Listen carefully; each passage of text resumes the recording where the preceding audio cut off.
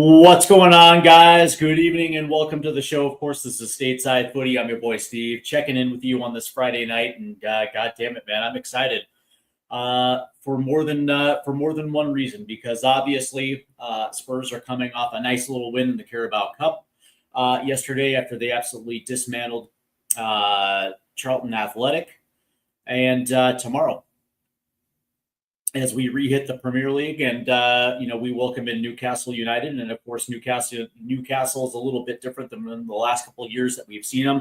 A lot of good players have left their ranks, and it's going to be interesting to see exactly the over the course of the season just exactly what Newcastle is going to look like. But that being said, Spurs, let me tell you, this has been an absolute dream window, and especially for a guy that's been following this team for a good 25 years. This team has had a remarkable window, and of course we're going to get into that as well too. We're also going to get into tomorrow's game, what that is going to look like, but we're also going to ask the question of whether or not this club are actual contenders this season. Is this more of a long-term play? What's in store for this season? And what are realistic expectations for this team as we move forward. But before I begin, please do me a favor. Make sure you hit that like and subscribe button. Also hit the notification bell. And if you guys are tuning in on TikTok live, the link is in the description. All right. So some quick news and notes. And of course, the big news coming out is that Omar Mamouche is now official. And I believe that went official yesterday-ish. And because he got in on the right day, he is going to be available for Newcastle tomorrow, which is going to be an absolute gem. And really, at the end of the day, when you look at exactly what this team's need was, it was obviously across the attacking three, and what we have in now is more than enough. But that being said, of course, we heard Roberto De Zerbi talking about needing one more. So that means one's going to have to leave. The guy that makes the most sense is Pap Sarr. He almost looks like he's a surplus to goods at this stage. And if you're Spurs, the last thing you really want to do is, kind of hold up this dude's career at this stage, because he's only 23. So, theoretically speaking, the dude's got like another 7-8 more years left of prime football before he gets to that age. But that being said, I've always been a Pap Sarr guy. But again, when you're looking at the squad and when you're looking at the numbers, one of the things that you're going to have to look at is homegrown status. And of course, I think right now Spurs are kind of like at 8 right now. And when you talk about foreign-born players, I think they're at 19, and I think you can only register 17 at this stage. And so, from that standpoint, when you're thinking about bringing in a guy potentially of a caliber of a Cody Gakpo, one's going to have to go. I think really at this stage, it's most likely going to be Pap Sarr. You're going to have to clear a roster spot in order to get a guy like Cody Gakpo through the door.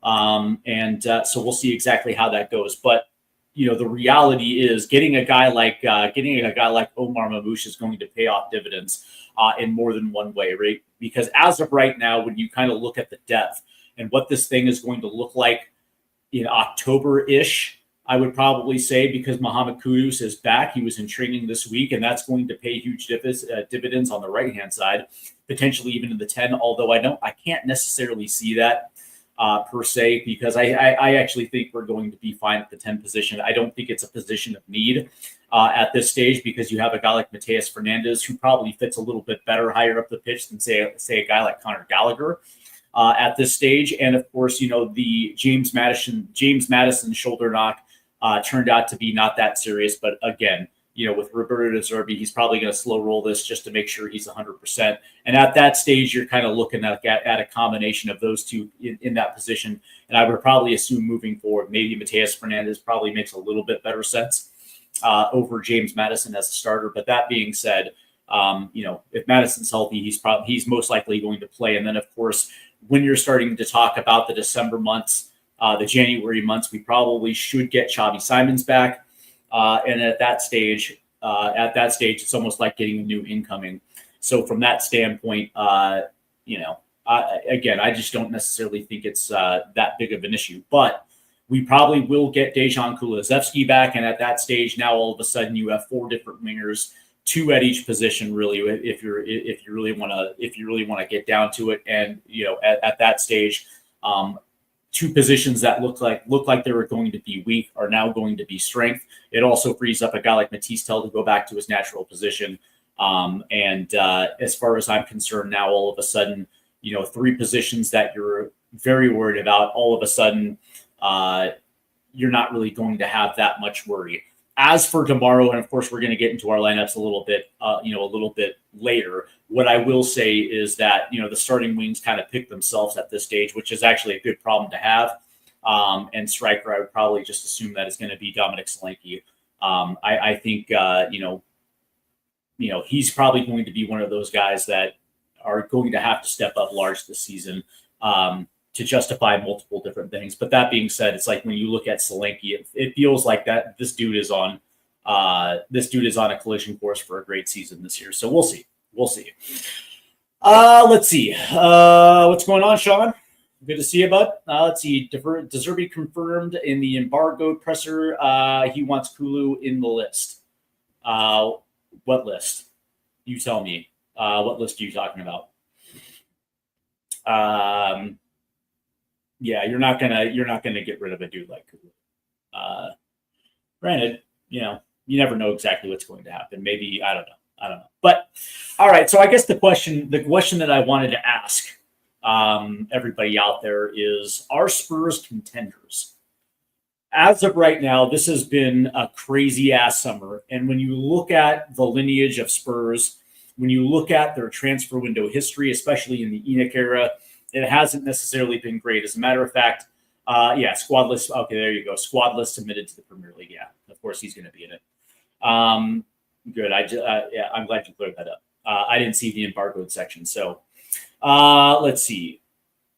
When you look at the summer transfer window and you look at the quality that came in, yes, some players were undersold. Yes, some players may be a little bit expensive. When you look at the reputation comparative to what they've already done in the Premier League versus cost, yes, some of them I think were a little overpriced. But that being said, you can't deny the fact that all 8 that were brought in were quality. And for me, that is what makes this window probably the best of the ENIC era. We have seen windows where we had at least 5 incomings coming through the summer, but when you're starting to talk about quality, that's kind of where the conversation drops off. A couple of years ago when they brought in Solanke and they brought in teenagers, it's like, yeah, okay, cool, those are incomings, and that's great to see. But really, when you're kind of looking at quality and whether or not these are the type of players that can jump right into the starting 11 and actually make a difference, that's a completely different story. We've seen plenty of those windows. But the interesting thing about this is when you look at the squad from the last 2 seasons, and when you looked at just where there are weak areas on the pitch, and all of a sudden you start seeing the quality and the names that are coming in, and all of a sudden you see your match day squad, your 18, all of a sudden gets better to a point where now all of a sudden, you have pundits talking shit about your club, right? They don't talk shit because they think you're shit. They talk shit because we spent a crap load of money. That's number one. But number 2, they got so used to seeing Spurs slide down the table that they kind of got used to it. And the idea that Spurs were a team that nearly got relegated, and because we became a laughingstock, and then all of a sudden here we have this type of summer, and it's like certain people just can't handle it. Which as a Spurs fan, I'm absolutely thrilled. I'm absolutely thrilled about it. But the reality is, it's like, what type of team is this going to be? What type of team can we expect to be? And I think a lot of it comes down to health. That surely is going to play a huge role in whatever team that this season is going to what this team is going to end up being. But what I will say is, from a quality standpoint, we haven't had this type of team at the Hotspur Stadium in quite some time. I truly, like, when you're starting to look at quality at position, I'm trying to think of a year where you're going through the entire 11 and you're kind of looking at it like, if things break right, this is a Champions League team, or if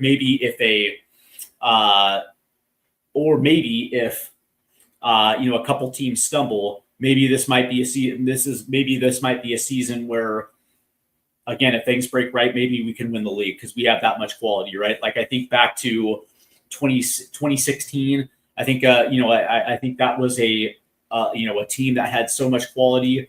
Even in the last couple years, where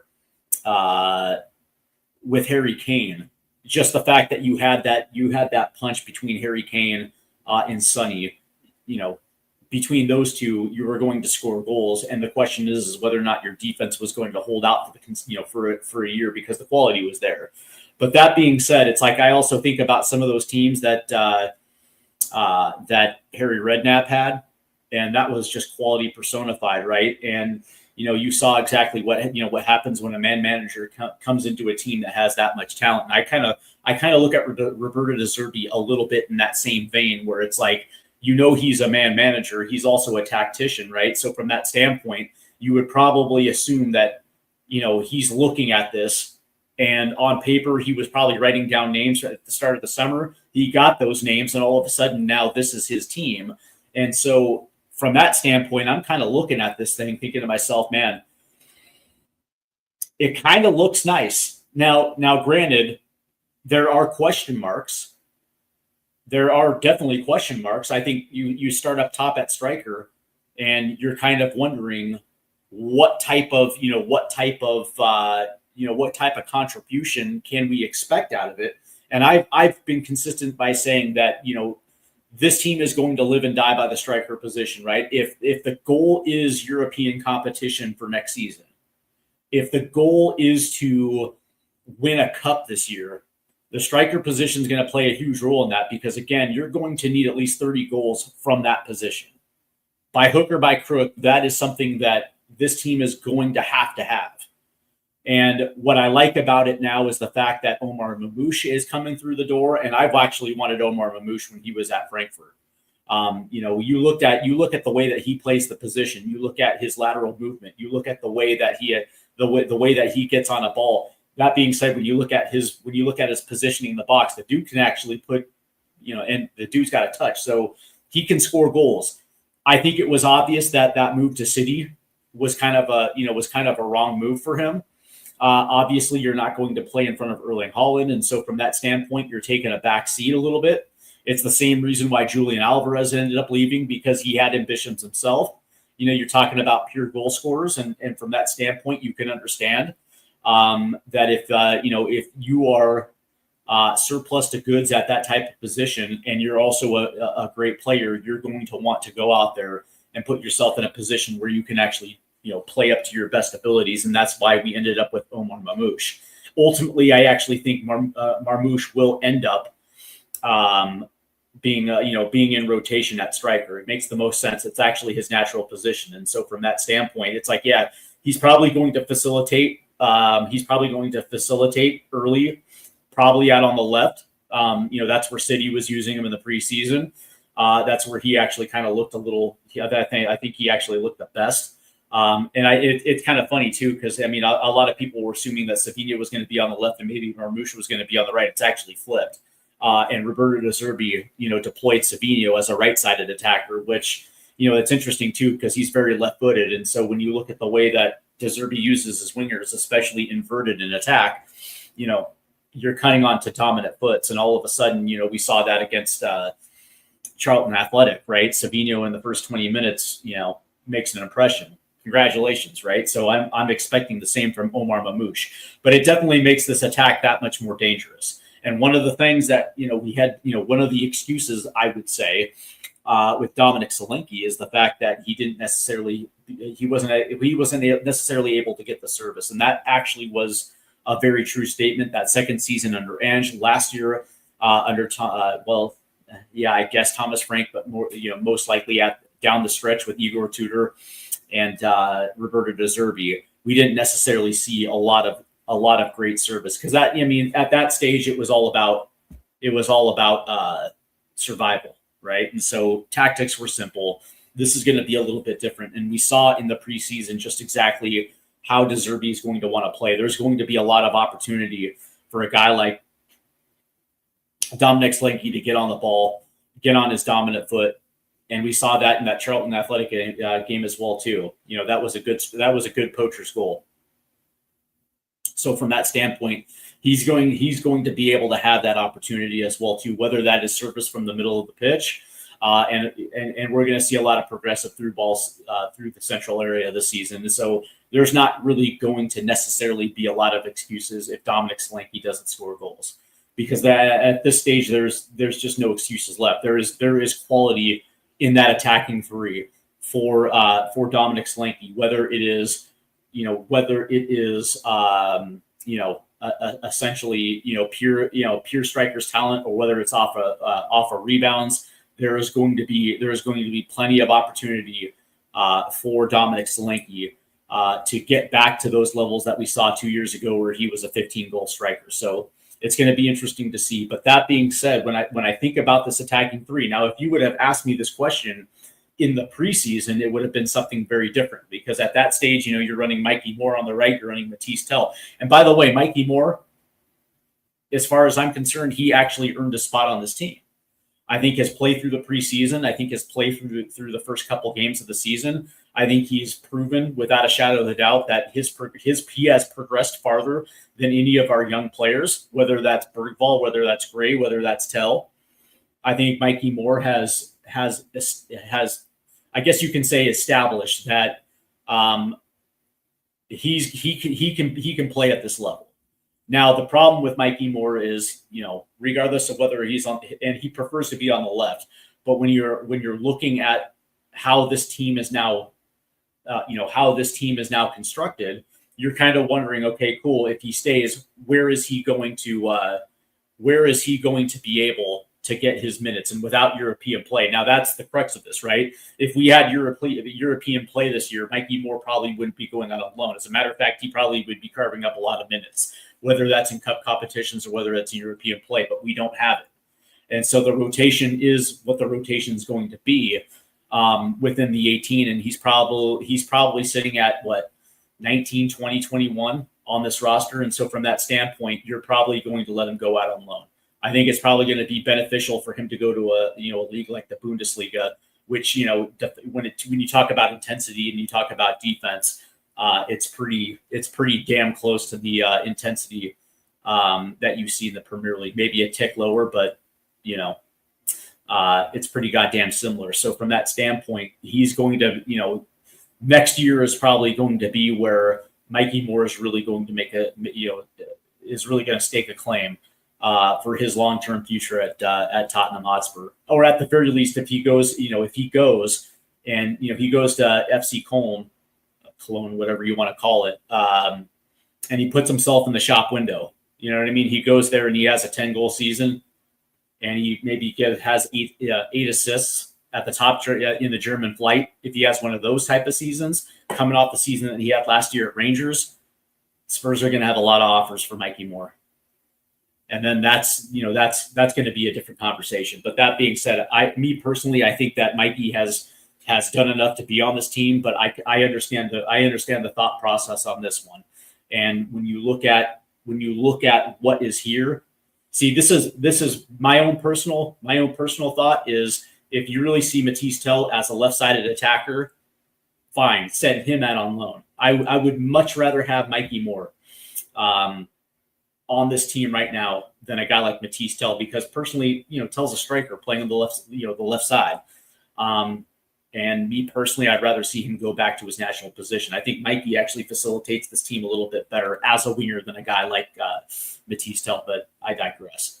But that being said, you look at the rotation up at top, and eventually how this is going to go is, you would probably assume that when Mohamed Kudus comes back, But most likely when Dejan Kulusevski comes back and those guys are fit, those are going to be your right-sided attackers. And then you're going to have to figure out a way to get Savinho into this lineup. But that being said, what happens if we end up getting Cody Gakpo?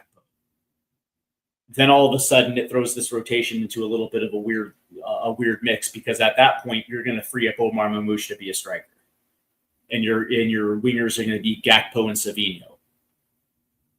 And so at that stage, your backup left wing comes into play here, because the interesting thing is then you're going to take a guy like Dejan Kulusevski, and he's going to get moved into the central midfield. Like that's the beautiful part about a guy like Dejan Kulusevski is, yes, he can play well on the right, but he's also a very competent center attacking midfield, and his ability on the ball, it's also a net positive as well too. And especially if we find ourselves in a position where a guy like James Maddison can't stay healthy, and you're going to need that extra body in that position. So at that stage, you're going to have multiple different lineup flexes.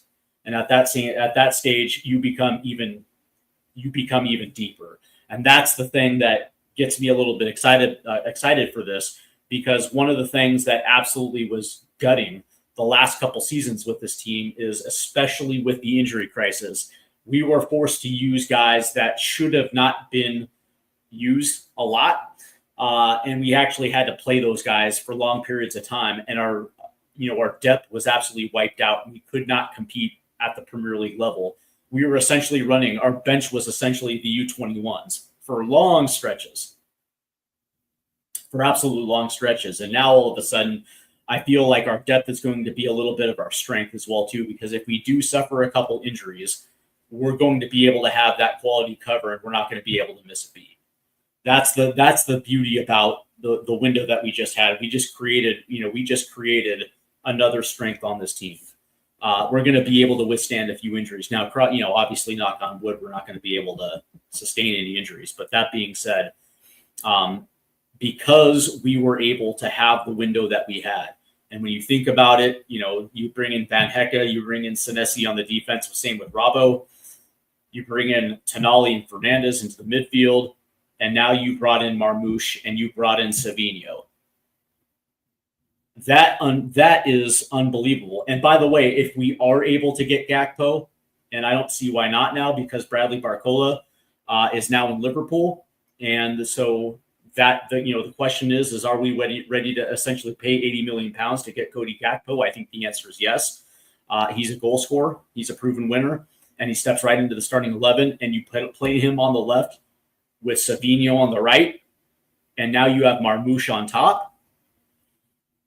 All of a sudden, I don't think Spurs fans are looking at this like we have a liability in attack.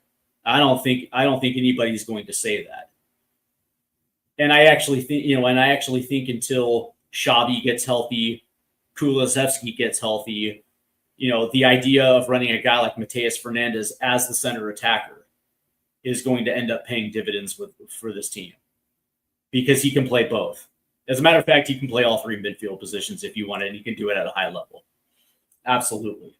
So the question becomes is what is the real expectations for goals in this attack? Because at the end of the day, your attacking three are going to have to carry it. Like we cannot have a team where we're relying on midfield goals from the midfield and goals from set pieces. Yes, that's a part of the process. But your attacking three has to be the team it has to be able to carry this team. So I'm sitting here thinking it's like, all right, so from the attacking three, we need a minimum of 50 goals. 30 from the striker position, 20 from the wings.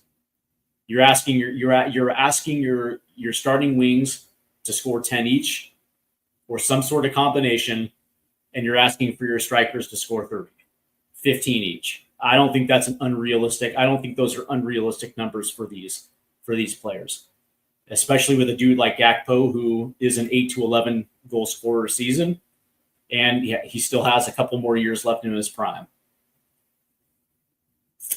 And Savinho, who knows exactly what Savinho is going to be? You guys know how I feel about Savino. I don't rate him, but again,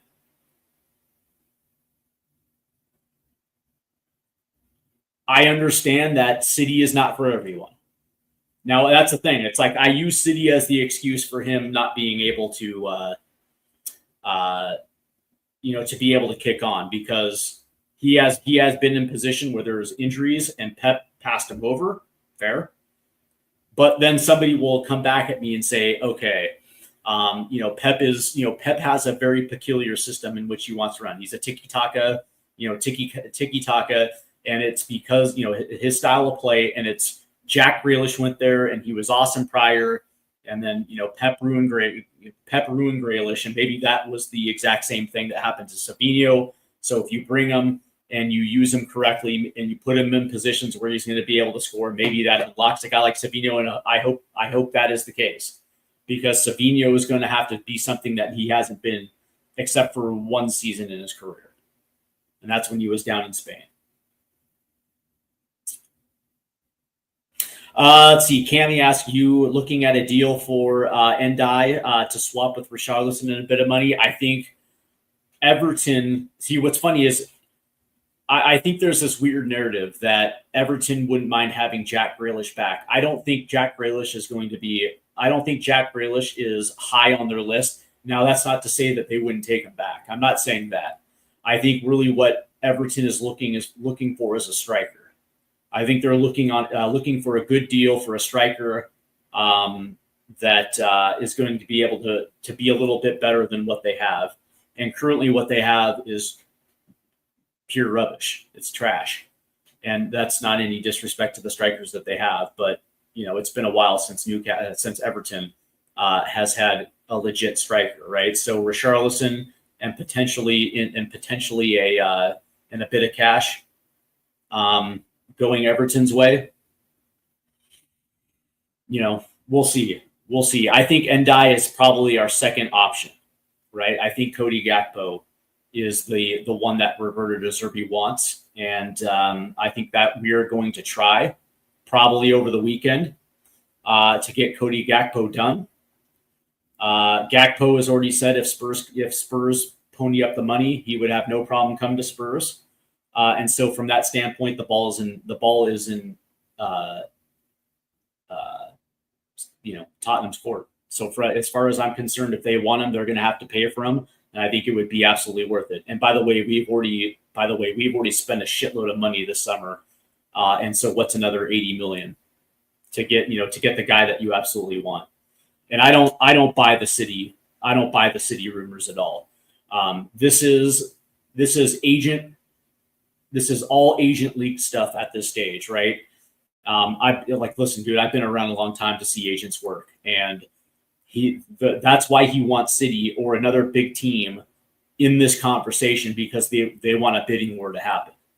The problem with City is that it doesn't make sense for City because they have Jeremy Doku. Yeah, Doku's out for a couple weeks, but he's going to be back shortly. And by the way, if Doku's not there on the left, then they move Semenyo to the left, and Ryan Cherokee takes the right.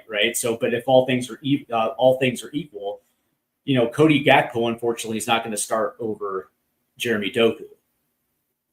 And so the question you have to ask if you're a guy like Cody, Gakpo, and by the way, they still have Phil Foden, they still have Jack Grealish, right? So from that standpoint, if you're Cody Gakpo and you're looking at the situation, is that something that it's worth it? For some players, it is to go to a team like City and to be for a team that is a Premier League title contender.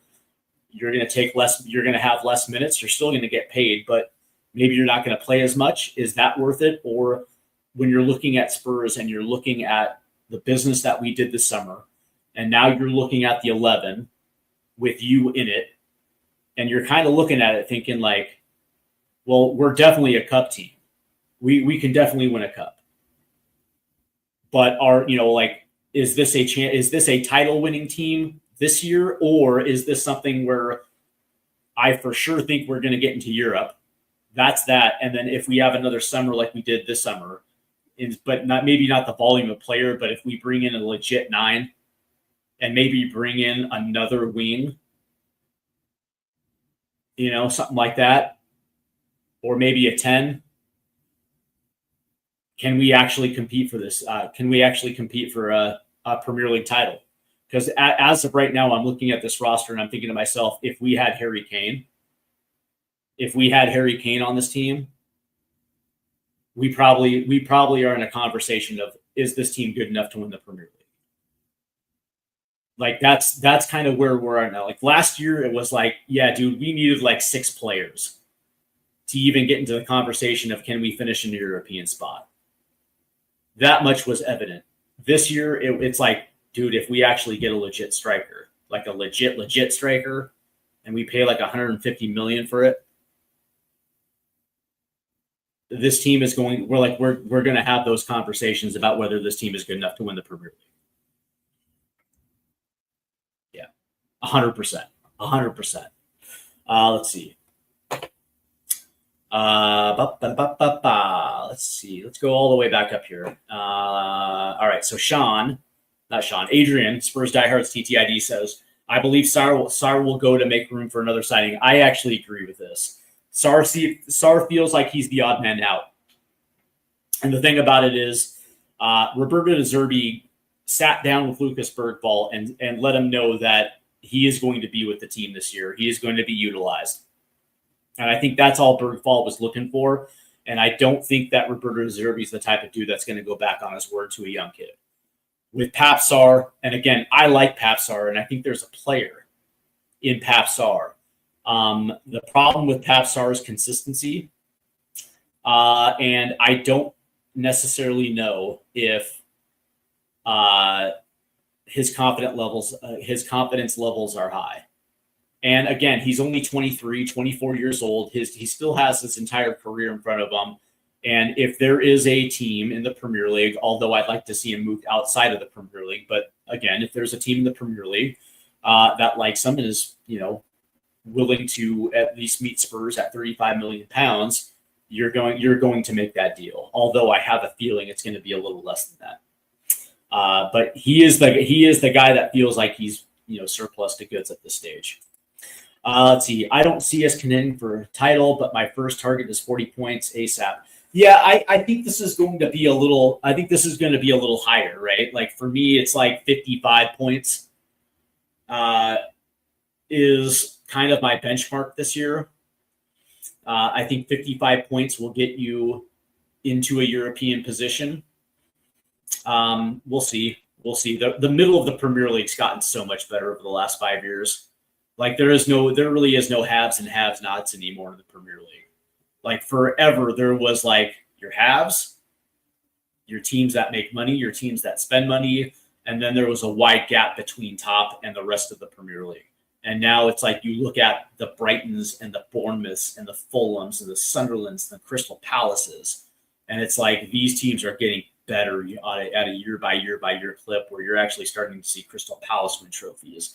And it's like that gap has shrunk to the point where it's like the middle of the Premier League is so competitive now, where it's like there are no easy games. Where I remember 2016, 2012, 2008, where it's like you're looking at the schedule and it's like, oh, okay, cool, you're playing West Brom or you're playing Sunderland or it's like, okay, cool, that's 3 points. We can look at that and say, okay, that's cool, that's 3 points.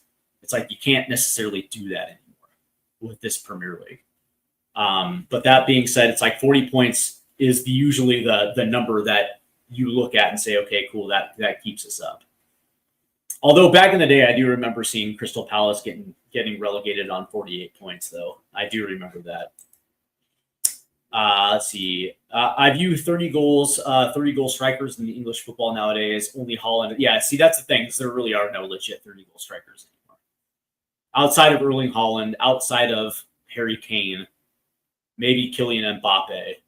But yeah, those dudes are unicorns now, right? You're like, if you can get a 15 to 20-goal striker, you're cooking with gas, right? But that being said, it's like the way that I look at Dominic Solanke is the same way I look at Omar Mamouche, and I don't think that 15 goals is a tough ask for either of those. Solanke has done it twice in the last 3 years. And the thing with Solanke is you got to stay healthy. He's got to stay healthy. Let's see, bit of a traffic jam developing on the left side potentially, but that's a good thing. That's going to be a good thing. I like that. I like it a lot. These are what I like to call good problems to have. Let's see. Chris Richards had a tough day today. I know. I was hoping nobody was going to bring up Crystal Palace today. I actually don't mind Palace at all. I don't understand the contender talk after one game. Yeah, but no, it's not because of the win against Charlton Athletic, right? Let's understand that it's a championship team that rotated 10 players, and we were expected to do exactly that. That's what the expectation was, and we did it.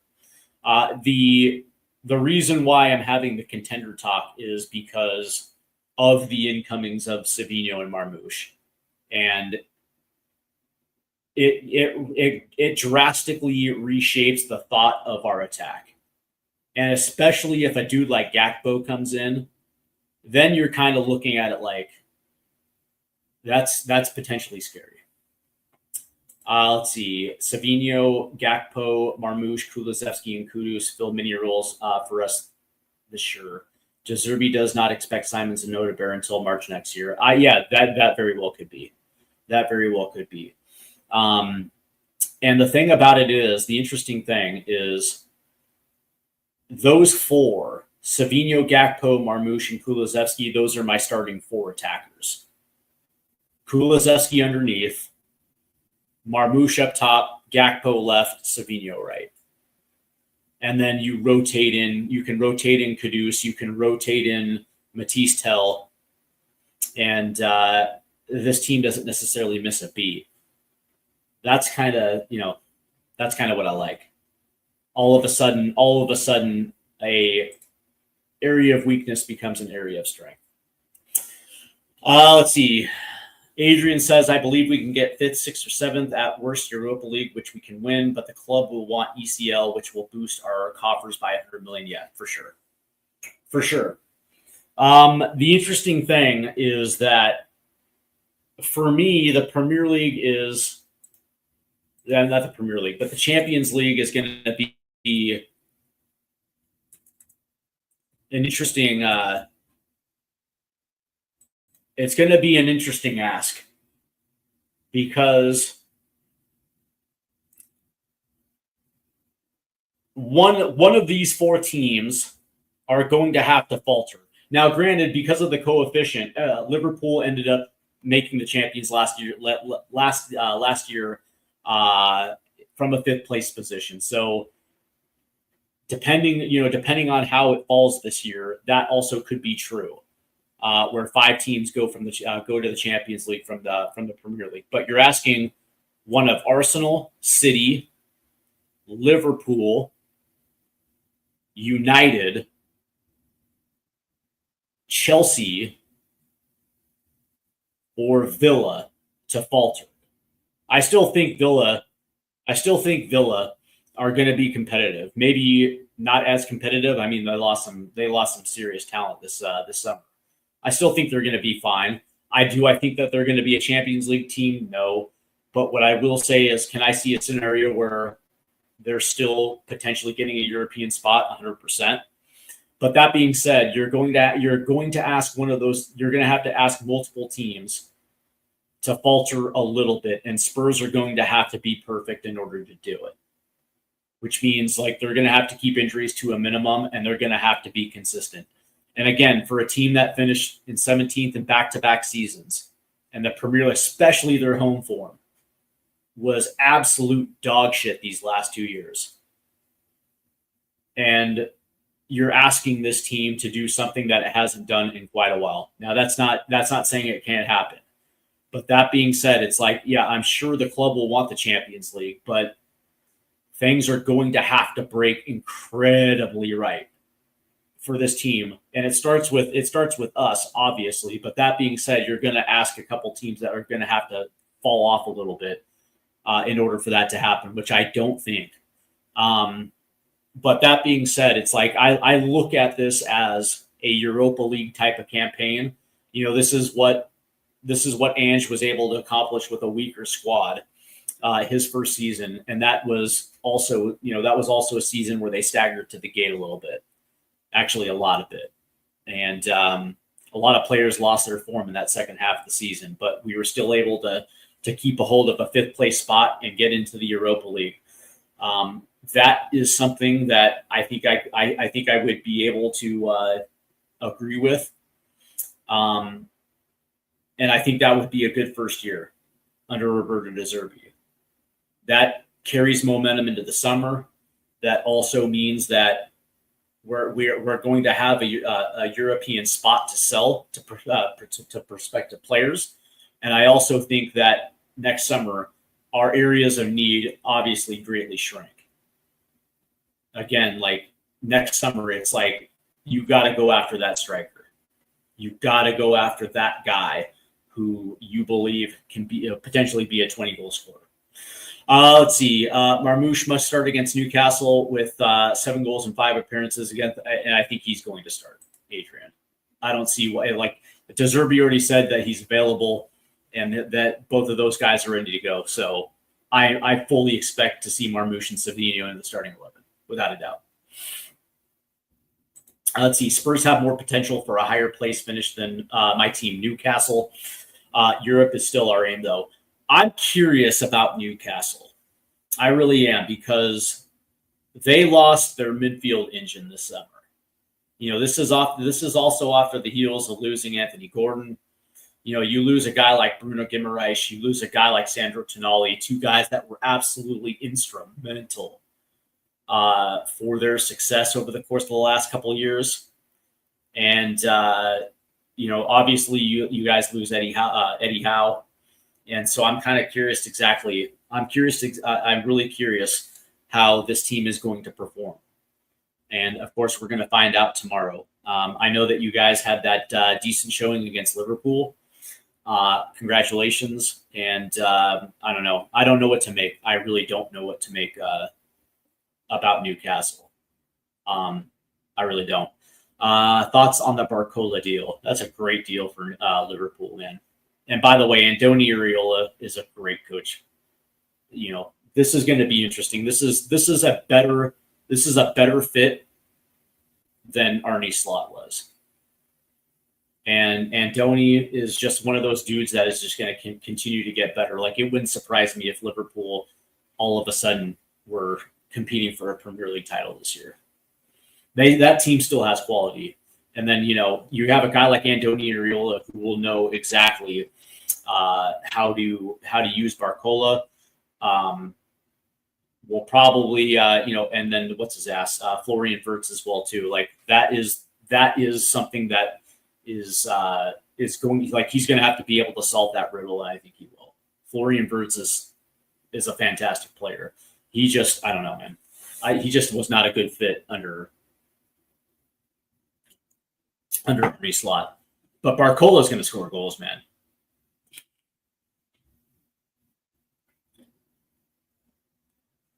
Let's see. It will be revealing if Sarr or Charlton are left out of the match day squad. Yeah, that's what you were saying. And for me, I don't think it would be that big of an issue if Charlton was left out, but because I don't think he will be left out. I think he will be on the bench to start. But Sarr wouldn't surprise me whatsoever. Let's see. Smart recruitment can close competitive gaps, as Brentford and Brighton shows, 100%. And we're about to find out if our recruitment was good. Let's see. At the Truner, thought your boys performed well. Can you assimilate Voltamota? Yeah, I kind of like Voltamota. Yeah, I kind of do. I'm not a big fan of German strikers to begin with, because they haven't really produced a quality German striker. Germany hasn't produced a very high level striker since Klose. So, but Voltamata, I don't know, man. I kind of like him. I don't think so. Her talks of offloading him, perhaps on loan with obligation to buy. If we get a striker, which I doubt, we need a right wing and a 10 that fits. Voltamata, yeah. Let's see. I think the big man has talents. Was strange how Eddie Howe took him away from center forward as he started so well. Good luck to your boys. Okay, that's nice of you. Yeah, that was nice of you guys. But yeah, like I personally think that it's going to be interesting because when you use the word contender, you're essentially saying that we're going to be in contention for top honors, and I don't necessarily think that is realistic. Now, by the way, maybe my opinion changes if we get in a guy like Cody Gakpo. If that happens, and our attacking three becomes, Gakpo, Savino, Marmouche, I don't know. Maybe it's different. I look like Tony Ferguson. By the way, man, I also fight like El Kukui. Don't test me, Holmes. I'm just messing with you. All right, so let's talk about Newcastle. And what I will say is that, again, our home form over the last... Oh, let me actually just finish this thought. Sorry. I don't necessarily think that we're going to be competing for top honors, but I will say that competing for a European spot is definitely in play. But I also think that getting a cup this year has to be a top priority. And of course, we just beat Charlton Athletic to advance, and now we get Liverpool at Anfield. And again, no excuses. I don't know how Liverpool is going to take it. I don't know if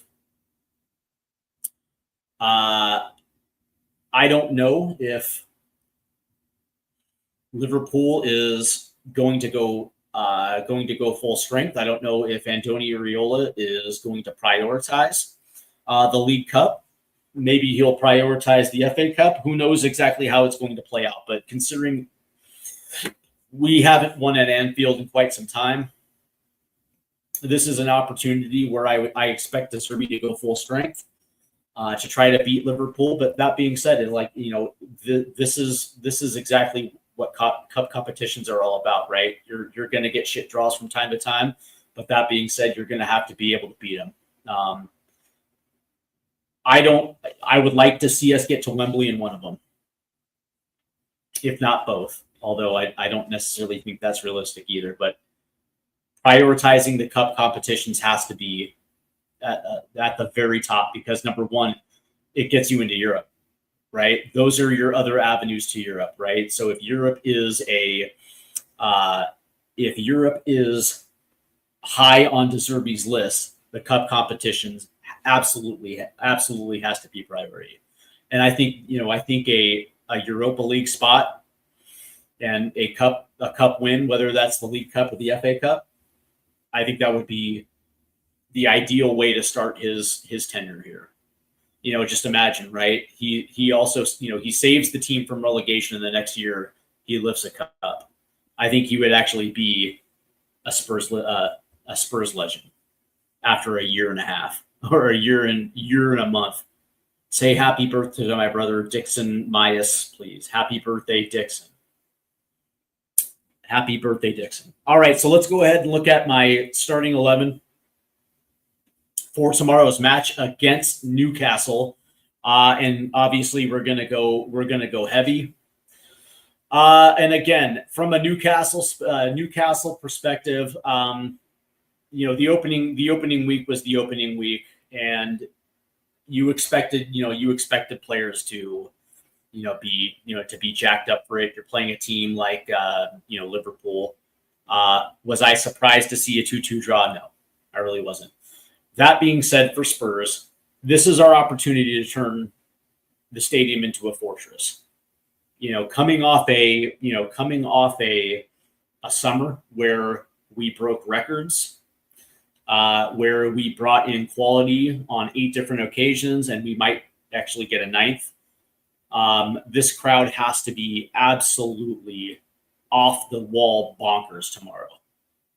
Like I want to see the South Stand singing the entire 90. And this has to be an atmosphere where it makes Newcastle uncomfortable. And by the way, Newcastle has actually done well against us here at the stadium over the course of the last couple of years. I think we're like 16, 13-2 against Newcastle at home. I think in the the last, 10 years-ish, something like that, 10, 15 years. But it's not about Newcastle. And by the way, they lost some talent, man. They lost a lot of talent. And I mentioned they lost their midfield engine, and that was the key to Eddie House's success. Whether they were winning League Cup or whether they were getting to the Champions League, it started with their midfield, and they had a very, very strong midfield. It also helps when you actually had Swedish striker. What's his ass? God damn it. Goes to Newcastle. Can't think of his name. God damn it. Home dude just went to Liverpool last year from Newcastle. I can't think of his name. Anyway, there you go. Isak, thank you very much.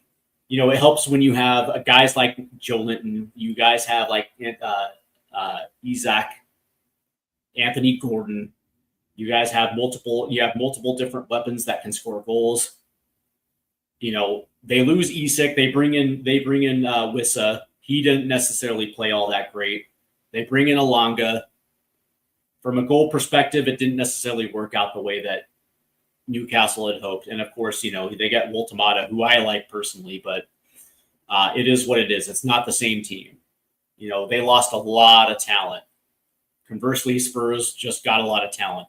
And I think that this starting 11, as far as I'm concerned, is going to be good enough to beat them. And of course, in goal, I have Big Tony Kinski, and I don't give a shit what people think. I think Big Tony Kinski has got the tools to be a mainstay here in goal. I think this is a very important season. And we saw this in the Carabao Cup as well too. A lot of people thought it was going to be Dubravka rotating, and listen, there's going to be a few players that are going to be tied to Roberto De Zerbi's success, because instead of going out there and improving the position, he was steadfast in Tony Kinski. And a lot of that has to do with his character, because I'm sure, as a matter of fact, I'm 100% positive that De Zerbi knew about the performance in Atletico, where it was, I don't necessarily think it was his fault per se. Don't get me wrong, it really was, but it wasn't at the same time. And young goalkeepers can disappear from those type of situations and never be seen again. And his ability to shake it off, put it behind him, and stay laser focused down the stretch is one of the biggest reasons why we stayed up. He made some unbelievable saves in those last 7 games that were part and parcel of the reason that we stayed up, to the point where Tony Kinski made Roberto De Zerbi a believer in his ability. And I think he is a far different dude than we saw when we got him. And he is far and away a better player than what we saw in those first couple starts when we got him. And of course, what we saw from last season. I think what we saw towards the tail end is exactly the type of player. Incredibly good at his feet. You know what I like about Kinski? He doesn't get nervy under pressure. That was the difference between him and Vicario. Vicario, like when there was pressure on Vicario, he got nervy and made mistakes. Kinski is calm and cool under pressure, and when he doesn't have an outlet, he'll just play it out of bounds. He's a smart keeper, and again, like when you're playing out of the back, and he's essentially looked at as an extra outfield player. Rarely does he make mistakes on the ball. And the other thing is, he's a very good shot stopper as well too. He's rarely out of position. Rarely is he out of position. And for a young keeper, that's absolutely fantastic. He has the potential to be a best 11 goalkeeper. I personally believe that. I thought when we got Kinski, I thought it was a net positive. On the right side, Pedro Porro makes a lot of sense. He is back. Now the question is whether or not he's going to have 100% fitness. I don't think that's going to be an issue. I think Pedro Porro is going to be ready to go. He's had enough time at Hotspur Way to get himself ready for this start. I think we're going to see high-level Porro. I think we're going to see Spain Porro tomorrow against Newcastle. Center back pairing, obviously Jan-Paul Van Hecke off the right, Mickey Van de Ven off the left. It's good to see Mickey Van de Ven back wearing the captain's armband, playing his customary spot. And on the left, I have Robbo. And the reason why I have Robbo, and I understand the conversation about playing Destiny Udoji, because obviously they're going to be attacking with Anthony Alonga. I get it, and you want to match speed with speed, but also you also have to think of the other part of this equation, and that's in the build up itself too. When you're in the attacking third, and you need to play balls in, Robbo can deliver a ball. He can create space, and he can deliver a ball into the box, right? So you're going to have to be able to attack from multiple angles. And the thing about this is that Destiny Udoji, while I absolutely love Destiny Udoji, for this game, considering we need to win this one, me personally, when I think about our midfield, when I think about a guy like Rodrigo Betancourt who can provide cover, Mickey Van de Ven has the pace and the positioning to be able to get that dude's inside shoulder. So there's not going to be end line attacks from Alonga. If anything, it's going to be cutting in on his strong foot. Me personally, I think Robbo can do the job. Me personally, I'm going to take the attack. Maybe I'll take a little bit more of the attack than I am going to be the defense that you get with Destiny Udoji. But that being said, me personally, I think he's just better for this attack. And especially when you're talking about direct balls down the left-hand side, or just in combination passing with a dude like Omar Mamouche, I think I just think Robbo's the better player. My midfield pairing, Sandro Tonali, Rodrigo Betancourt. And I like this as well too. And the thing about this is Sandro Tonali is not going to have to worry about Rodrigo Betancourt. A guy playing the 6 like Rodrigo, he's been doing it for quite a while already with this team. He understands the position. He understands exactly what De Zerbi's asking for to be playing that position. He can stay back and allow Tonali to drift. And that's what I like about this, right? You can actually push Tonali up a little bit higher if you absolutely need it, and allow just Tonali to break lines with his passing. And you don't necessarily need to keep him back. If you're playing a guy like Lucas Bergvall, then Tonali has to worry about it because Bergvall is going to lose possession. So that right there, I think it's a net positive, having Rodrigo Betancourt and Sandro Tonali as your midfield pairing. The attacking 4, Savinho on the right. And we saw Savinho come off the bench to play the right side. And then, of course, we had Mikey Moore switch to the left. And I also have Omar Mamouche starting on the left because me personally, he's already been playing there. So you might as well. That's where he got most of his preseason minutes. So you might as well just continue to play him there. And then I have Mateus Fernandes at the attacking midfield position. And this is something that I think makes a lot of sense because not only can he play the position, he can play it at a high level. He's the type of dude that can play all 3 midfield positions. But considering we actually have a need at this position, I think this is going to make the most sense. You need chance creation from this position, and Mateus Fernandes is going to be able to deliver. I just think I think he's that special of a midfielder where you can plug and play him. He's not going to miss a beat. I don't think this is the time to play a dude like Conor Gallagher, where you absolutely need somebody to pull the string and create. And I hate to say it, man, Conor Gallagher is just not that dude. And then up top, I have Dominic Solanke, and I think this makes a lot of sense for a lot of reasons. He's coming off a game in when he scored, and I think there's a lot to say about confidence when it comes to strikers. And Solanke's going to be coming off a match in which he scored, and you're gonna want to keep that momentum with strikers. But that being said, he's also probably right now our best striker. Obviously, things change if we get into Cody Gakpo, then Marmouche moves to that position. But as of right now, it's Dom Solanke, and I kind of want to see if he can kind of keep this momentum going.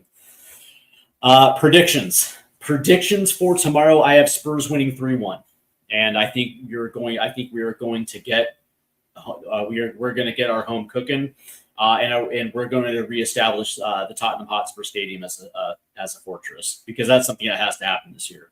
We have to make and this is what I'm talking about with all Spurs fans, season ticket holders, match day ticket, guys that just go, that don't have season tickets but go. it's up to you guys. It is absolutely up to you guys to make it a hostile environment. Newcastle has to be uncomfortable. And it starts an hour before kick when fans come in. I want to see the South Stand absolutely take a piss out of the supporter sections. And I just want to see fans go absolutely batshit crazy from whistle to whistle. And I want Newcastle to experience something that they hadn't at the stadium. But more importantly, I want this team to feel the energy from the fans and go out there and just put an absolute ass whooping on Newcastle. Because quite frankly, man, I'm tired of losing to Newcastle. I got to be honest with you, I am. Like last year, we should have been able to beat Newcastle, multiple opportunities to do it, and we just couldn't get it over. So tomorrow's the perfect opportunity to right those wrongs. 3-1. My goal scorers tomorrow, I'm going to say Dom Solanke. I'm going to say Omar Mamouche and Sandro Tonali. Those are my goal scorers tomorrow. Let's see. Would love. Oh, let's see. Agree away. Tough game. Here's hoping. Honest prediction: 2-0 Spurs. Okay, look at that. We got somebody from Newcastle and Tyne saying 2-0 Spurs. I love it. I don't know if you're actually from Newcastle, but that'd be cool if you were. But he's a Newcastle fan, so I'll love to see it. Sean Hurl says, I love to see Spurs win the FA Cup again. Yeah, it's been a while, hasn't it, bud? Let's see. You like the lineup? Yeah, I do too. And I'm sticking by Robbo. I think he's our best left back at the moment. There'll be opportunities for you, Doshi, to start in the Premier League. Robbo versus Alonga. Yeah, but by the way, see, that's the thing. It's like you're looking at it as a net negative, and I'm telling you that because we have Betancourt and Van de Ven on the field, Alonga's not going to be able to attack the end line. That shit's going to get closed down. And with Betancourt and Van de Ven, Alonga trying to cut in onto his left foot, it's not going to play out the way that you think it is. Let's see. I like your lineup, but would have you Doji? Yeah. We needed massive injection of youth so we don't get caught out like that again. Trips we had to let go with age. Yeah, Burn is 34, Shar is 34. They're next. Yeah, I can see that as well too. I believe we can win a domestic cup. I do too, and that should be the goal. 100%. That should be a goal. Let's see. There will be subs on 1675 minutes for certain. De Zerbi is like Ange Postecoglou in that. Well, yeah, because you're going to give your starters a good chunk of the second half. Especially if the score is 1-1, you're going to give them a good chunk of the second half to see if they can at least take the lead before you make your subs. So he's not wrong in that thinking. See, mate, substitutes will depend on whether a game is going our way. That is also very true. Yep, I am born and bred. Go Sunderland. See, now I'm just fucking with you. Marmouche and Savio scoring a 2-1 win. See, Adrian is 100% on board with Savinho. Yeah. I like it. I hope I'm wrong. Let's see. Where do I think Spurs finish? Fifth. I'll say fifth. Fifth and an FA Cup win. How do you like that? All right, guys, that's going to do it for me. I will be back tomorrow for the Spurs live stream at 12:20, 10 minutes before kickoff. Of course, I think I'll be on the Irish Hotspur doing the pre-match build-up, but afterwards, right here on this channel, I will be doing the Tottenham live stream, Spurs versus Newcastle. That's going to be a fun live stream, and I can't wait. I really can't wait. So it's going to be a fun day tomorrow. I hope you guys definitely tune in for this one. Please do me a favor and make sure you hit that like and subscribe button. Also hit the notification bell if you guys are watching on TikTok Live. The link is in the description. All right, guys, I will see you tomorrow morning. And always, come on, you Spurs.